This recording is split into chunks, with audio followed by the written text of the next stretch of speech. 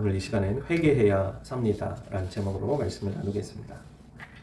부제는 므낫세의 범죄와 회복입니다. 오늘 1절 말씀에 보면 므낫세가 왕위에 오를 때 나이가 12세라 이렇게 기록하고 있습니다. 12살. 굉장히 어린 나이에 왕위에 올랐습니다. 그런데 므낫세의 아버지가 누구였습니까? 히스기야였어요. 히스기야는 처음에 집권하면서 종교개혁을 일으키고 정말 성전 안에 있던 우상들, 바알 신상들 다 없앴고요. 성전도 수리하고 새롭게 또 하나님 앞에 예배드릴 수 있도록 모든 것들을 변화시켰던, 초창기 때는 신실했던 왕이었습니다. 그래서 하나님께서 한량없는 은혜를 부어주셔서 이스라엘을 부국강병하게 하셨습니다. 군사력도 강하게 하셨을 뿐만 아니라 많은 부도 이스라엘에 다시 넘치도록 축복하셨던 거죠. 그런데 히스기야가 말년에 가서 교만해져서 하나님의 심판을 받고 병들어 죽게 됐어요. 그때 하나님이 불쌍히 여기셔서 그를 또 용서하시고 병을 고쳐주셨죠. 그리고 그때 태어났던 왕이, 그 어린아이가 므낫세입니다. 므낫세. 하나님의 경고를 받았어요. 히스기야는 하나님의 경고를 받고 범죄하지 말라고. 그런데 자기 때는 아무 문제가 일어나지 않으니까 좋다고 했던 왕입니다. 그 므낫세가 오늘 본문에 보니까 정말 큰 대형 범죄를 저지르게 됩니다. 우리 2절 말씀 읽어보겠습니다. 같이 읽어보겠습니다. 여호와 보시기에 악을 행하여 여호와께서 이스라엘 자손 앞에서 쫓아내신 이방 사람들의 가증한 일을 본받아. 여호와 보시기에 악을 행했다. 여러분, 이러면은 모든 상황이 끝난 거예요. 하나님이 보시기에 악했다, 선했다. 그러면 모든 판단과 기준이 끝난 겁니다. 하나님이 보시기에 악을 행하면 그 인생은 회개하고 돌이키고 하나님께로 돌아오는 방법밖에 없는 거예요. 그런데 사람들이 무엇이 악인지, 무엇이 선인지 잘 구분하지를 못해요. 노벨상을 탑니다. 노벨상을 줍니다. 그러면 사람들이 주는 이 상이, 사람들은 최고의 권위를 알고 있고요. 평화상을, 노벨 평화상을 탄 사람은 인류의 가장 선한 사람으로 존경을 받습니다. 여러분, 근데 그것이 진실입니까? 물론 정말 선한 사람이 노벨 평화상을 타는 경우도 있지만 온갖 위선과 가증, 범죄 속에 휩싸인 사람도 노벨 평화상을 받는 것을 우리가 보고 있어요. 중요한 기준은 사람의 기준이 아니라 여호와 보시기에라는 사실이에요. 하나님이 보실 때 범죄하면 그 사람은 끝난 거예요. 우리 3절 말씀을 읽어보겠습니다. 역대하 33장 3절입니다. 그의 아버지 히스기야가 헐어버린 산당을 다시 세우며 바알들을 위하여 제단을 쌓으며 아세라 목상을 만들며 하늘의 모든 일월 성신을 경배하며 섬기며. 아버지 히스기야가 다 헐어버리고 없애버렸던 모든 우상단지들을 다시 다 복원을 하는 거예요. 다시 다 가져다가 이스라엘 백성들에게 뿌리는 거예요. 개인적으로 범죄했을 뿐만 아니라 산마다 있던 주요 명지, 아주 좋은 지역에 차지하고 있던 그 산당에 다시 바알 신상과 제단을, 아세라 목상을 만들어서 그곳에 세웠다는 사실이에요. 모든 일월 성신을 경배하며 섬겼다라고 기록하고 있습니다. 4절 말씀을 읽어보겠습니다. 여호와의 전에 이르시기를 내가 내 이름을 예루살렘에 영원히 두리라 하신 여호와의 전에 제단들을 쌓고. 5절 또 여호와의 전 두 마당에 하늘의 일월 성신을 위하여 제단을 쌓고. 6절 또 흰놈의 아들 골짜기에서 그의 아들들을 불 가운데로 지나가게 하며 또 점치며 사술과 요술을 행하며 신접한 자와 박수를 신임하여 여호와 보시기에 악을 많이 행하여 여호와를 진노하게 하셨으며. 어쩜 그렇게 그가 행했던 모든 죄악이 아하스가 저질렀던 범죄와 똑같습니까? 붕어빵 범죄를 저지르는 거예요. 역대하 28장 1절부터 보면 아하스가 왕위에 오를 때에 나이가 20세라 예루살렘에서 16년 동안을 다스렸으나 그의 조상 다윗과 같이 아니하여 여호와 보시기에 정직하게 행하지 아니하고 이스라엘 왕들의 길로 행하여 바알들의 우상들을 부어 만들고 또 흰놈의 아들 골짜기에서 분향하고 여호와께서 이스라엘 자손 앞에서 쫓아내신 이방 사람들의 가증한 일을 본받아 그의 자녀들을 불사르고 또 산당과 작은 산 위와 모든 푸른 나무 아래에서 제사를 드리며 분향하니라. 여러분 어쩜 이렇게 똑같습니까? 똑같은 범죄를 복사, 컨트롤 C, V 하듯이 똑같은 짓을 반복하는 거예요. 여러분 이 결과가 어떻게 됐습니까? 역대하 28장 5절에 그러므로 그의 하나님 여호와께서 그를 아람 왕의 손에 넘기시매 그들이 쳐서 힘이 많은 무리를 사로잡아 다메섹으로 갔으며 또 이스라엘 왕의 손에 넘기시매 그가 쳐서 크게 사륙하였으니 이는 그의 조상들의 하나님 여호와를 버렸습니다. 그럼 하나님을 진노하게 하시는 건요, 여호와를 버릴 때입니다. 하나님을 버리고 다른 우상들을 가져다가 섬길 때, 그럴 때 하나님이 진노하신다는 거예요. 역대하 28장 6절 하반절에 보면 르말야의 아들 베가가 유다에서 하루 동안에 용사 12만 명을 죽였으며 에브라임의 용사 시그리는 왕의 아들 마세야와 국내 대신 아스리 감과 총리 대신 엘가나를 죽였더라. 이스라엘 자손이 그의 형제 중에서 그들의 아내와 자녀를 합하여 20만 명을 사로잡고 그들의 재물을 많이 노략하여 사마리아로 가져가니. 유다 중요했던 핵심 권력을 가졌던 자들이 다 살해당하고요. 또 20만 명이 사로 잡혀가고요. 노예로 끌려가고요. 거기에 그들의 아내, 자녀 다 포함된 거예요. 그리고 모든 재물까지 다 빼앗기게 되는 거예요. 여러분 끔찍한 범죄를 저지르게 됩니다. 하나님께서 다윗의 씨가 멸족될 것을 말리기 위해서 룻대라는 선지자를 보내서 결국 다시 이스라엘 백성들이 20만 명 사로잡힌 포로와 재물을 돌려보내긴 합니다. 그 정도로 하나님이 진노하시고 분노하셨다는 사실이에요. 용사 12만 명이 그 자리에서 몰살을 당했습니다. 끔찍한 일. 여러분 군대는 누가 군대를 합니까? 다 늙은 할아버지 할머니들이 전쟁에 참여하는 게 아니잖아요. 젊은이들이 참여해요. 젊은 사람들이 거의 멸족했다는 사실이에요. 가장 힘있고 가장 능력있고 가장 경제적으로 생산력있고 혈기왕성한 나이에 젊은이들이 12만 명이나 멸절을 당했다는 사실이에요. 왜? 우상을 숭배했기 때문에 그렇습니다. 여호와를 버렸습니다 라고 기록하고 있어요. 우상을 숭배한다는 말은 하나님을 버렸다는 말이에요.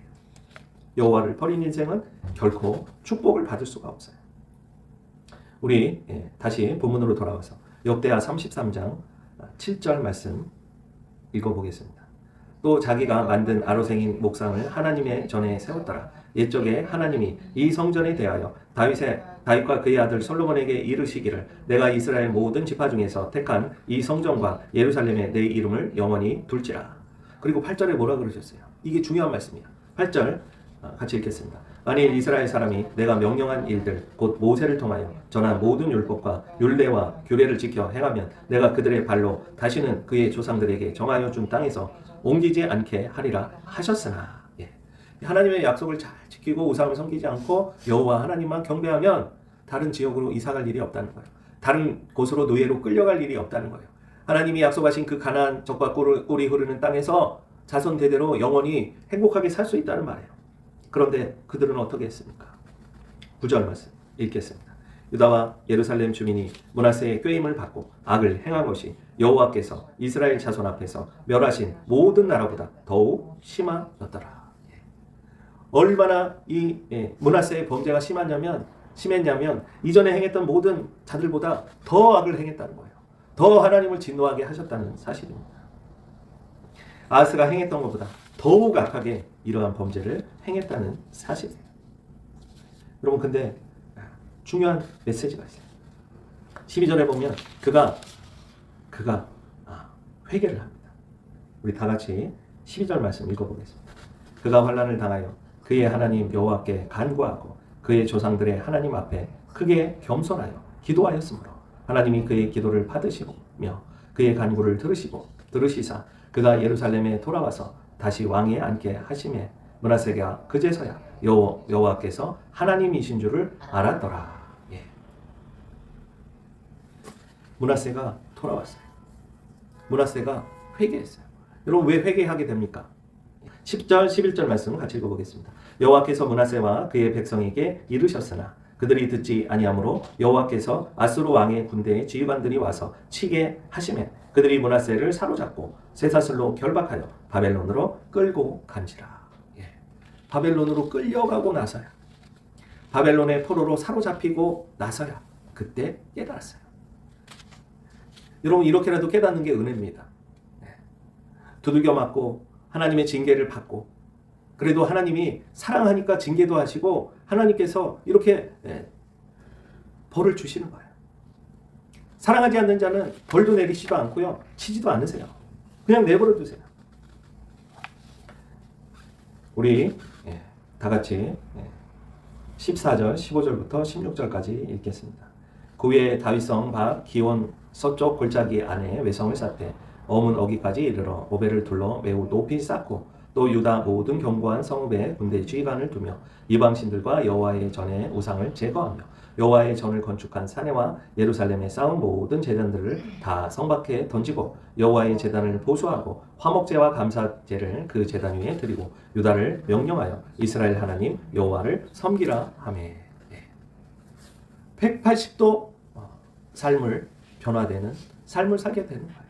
바벨론 포로로 끌려가자, 그곳에서 수많은 치욕과 고통을 당하자 그때 뒤늦게 깨닫는 거예요. 여러분, 이렇게라도 깨달아서 돌아오는 게 얼마나 큰 은혜입니까? 하나님을 떠난 인생, 하나님을 버린 인생, 하나님의 진노하심에 맡겨질 수밖에 없는 거예요. 역대하 7장 14절에 보면 솔로몬의 꿈에 나타나서 하나님께서 용서해 주실 것을 약속하시는 말씀이 나와요. 내 이름으로 일컫는 내 백성이 그들의 악한 길에서 떠나 스스로 낮추고 기도하여 내 얼굴을 찾으면 내가 하늘에서 듣고 그들의 죄를 사하고 그들의 땅을 고칠지라.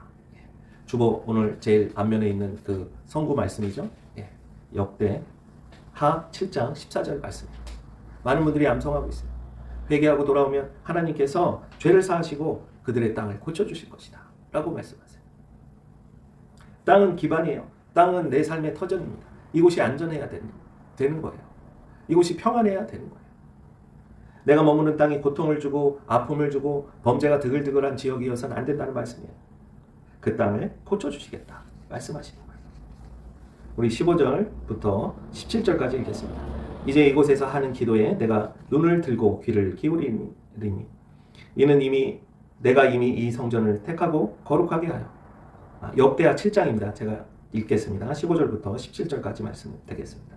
이제 이곳에서 하는 기도에 내가 눈을 들고 귀를 기울이리니 이는 내가 이미 이 성전을 택하고 거룩하게 하여 내 이름을 여기에 영원히 있게 하였습니다. 내 눈과 내 마음이 항상 여기에 있으리라. 내가 만일 내 앞에서 행하기를 내 아버지 다윗이 행한 것과 같이 하여 내가 내게 명령한 모든 것을 행하여 내 율례와 법규를 지키면 내가 내 왕위를 견고하게 하되 전에 내가 내 아버지 다윗과 언약하기를 이스라엘을 다스릴 자가 내게서 끊어지지 아니하리라 한 대로 하리라. 하나님께서는 하나님을 버리지 않고 하나님을 잘 믿고 섬긴 백성에겐 영원한 다윗의 언약을 지켜주겠다고 말씀하고 있습니다. 그런데 역대하 7장 19절 20절에 보면 여호와를 버리고 하나님을 진노케 하면 심판을 반드시 심판하시겠다고 이미 미리 말씀하셨어요. 역대하 7장 19절입니다. 그러나 너희가 만일 돌아서서 내가 너희 앞에 둔 내 율법과 명령을 버리고 가서 다른 신들을 섬겨 그들을 경배하면 내가 너희에게 준 땅에서 그 뿌리를 뽑아내고 내 이름을 위하여 거룩하게 한 이 성전을 내 앞에서 버려 모든 민족 중에 속담거리와 이야기거리가 되게 하리니. 완전한 심판을 받겠다. 심지어 뿌리를 뽑아버리겠다고 말씀하시는 거예요. 더 이상 그 땅에 살 수 없게 만드시겠다 말씀하시는 거예요. 하나님의 약속은 이미 답이 정해져 있어요. 하나님의 약속은 분명하고 확실합니다. 약속을 잘 지켜 여호와 하나님을 잘 섬기면 하나님의 은혜와 축복을 받게 되어 있습니다. 반면에 약속을 어기고 내 마음대로 행하여 우상을 숭배하고 그것을 더 부러워하고 범죄하면 반드시 심판이 있다는 사실입니다. 하나님의 자녀는요, 하나님께서 반드시 바로잡기 위해서 심판을 하시고 징계를 하세요. 왜? 사랑하니까.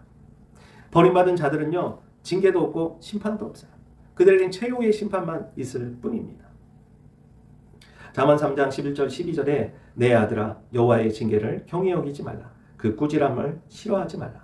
대저 여호와께서 그 사랑하시는 자를 징계하시기를 마치 아비가 그 기뻐하는 아들을 징계함 같이 하시느니라.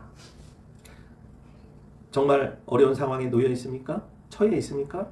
고통 중에 있습니까? 괴로우십니까? 하나님이 사랑하시는 증거예요.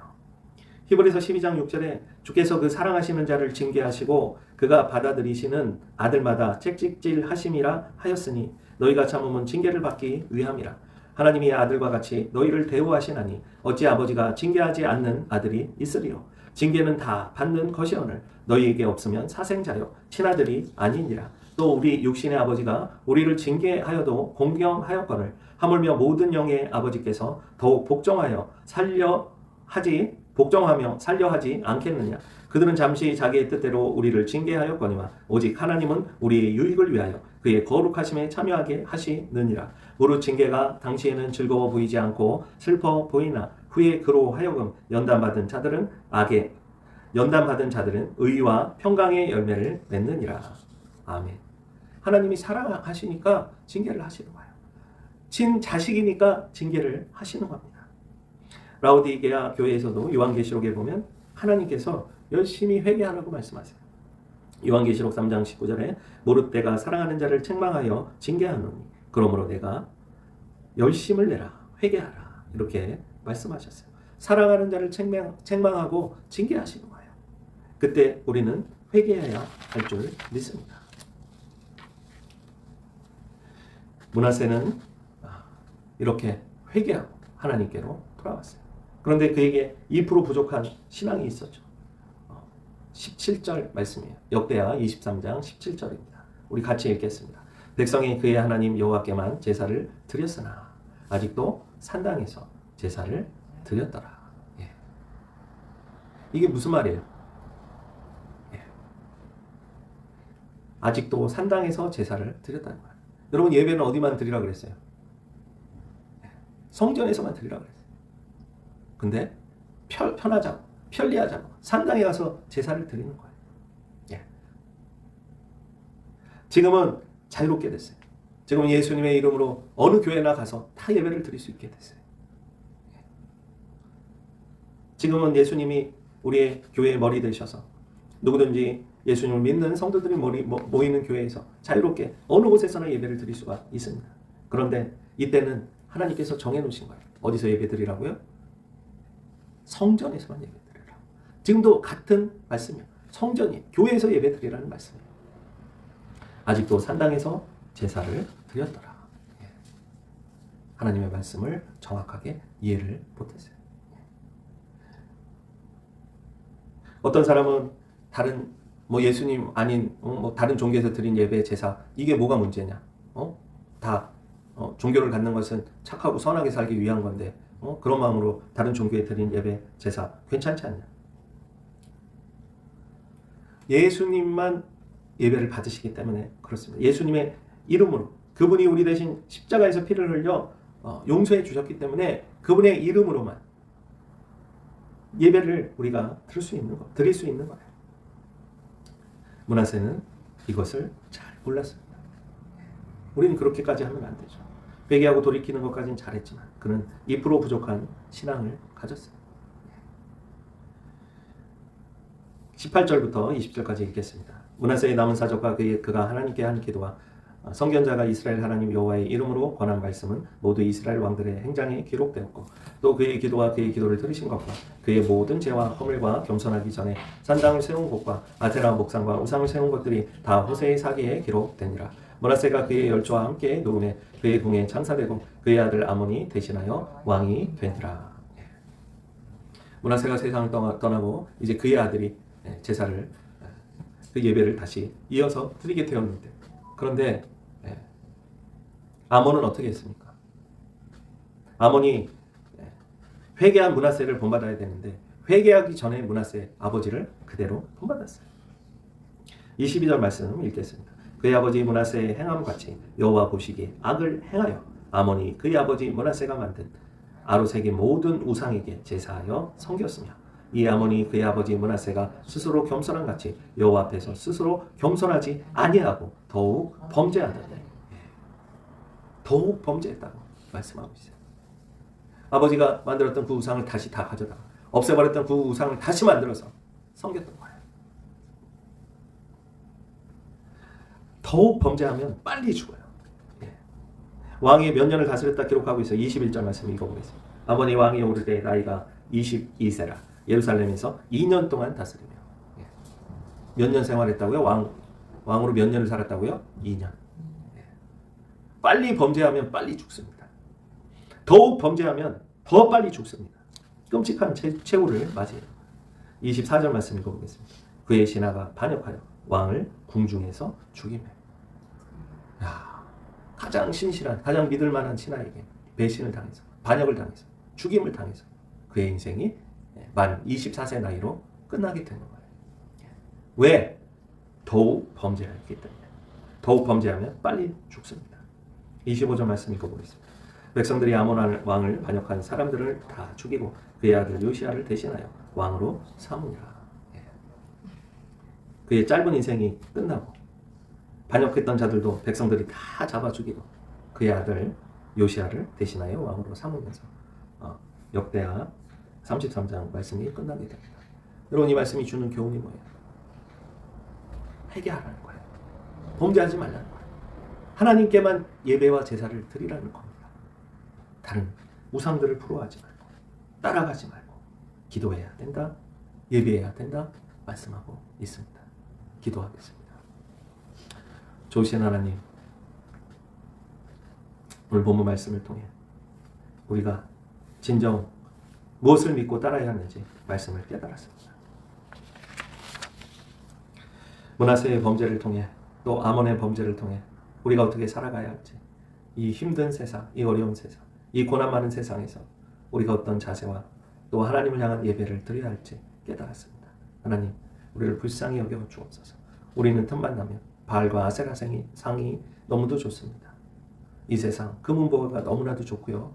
또 높은 지위와 권세 너무나도 좋습니다.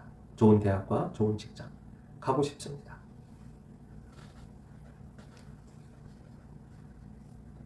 그런데 이것을 통해 하나님께 영광을 돌리는 것이 아니라 그 많은 재물과 지위를 가지고 베풀고 나누고 섬기는 것에 쓰는 것이 아니라 자기 자신의 유익만을 위해, 자기 자신만을 위해 살아가고 있지는 않은지 깨닫게 하시고, 또 잘못된 우상을 추구하다가 수많은 고통 중에 빠져서 또 눈물 흘리고 있지는 않은지 깨닫게 하여 주옵소서. 돌이키게 하시고 변화받게 하시고 하나님 앞에 다시 나와 예배드리게 하옵소서. 진심으로 회개하고 뉘우치고 돌아오게 하옵소서. 므낫세와 아몬같이 어리석게 범죄하여 더욱 범죄하여 하나님의 진노를 사지 않는 주님 앞에 진심으로 회개하고 돌이켜서 진정한 자유와 하나님의 자녀로서 당당하게 기쁘게 하나님만 찬양하면서 섬기며 살아가는 우리 모두가 되게 하옵소서. 감사드리며 우리 주 예수 그리스도의 이름으로 기도했습니다. 아멘. 이제는 우리 주 예수 그리스도의 은혜와 하나님 아버지의 무한하신 사랑하심과 성령님의 감동 감화 축복하시는 은혜가 오직 하나님 한 분만 섬기고 그분만 예배하기로 결심한 귀한 우리 생교회 성도님들 머리 위에, 가정 위에, 일터 위에, 삽장 위에 하시는 모든 일들 위에 이제로부터 영원토록 함께 하옵시기를 간절히 축원하옵나이다. 아멘.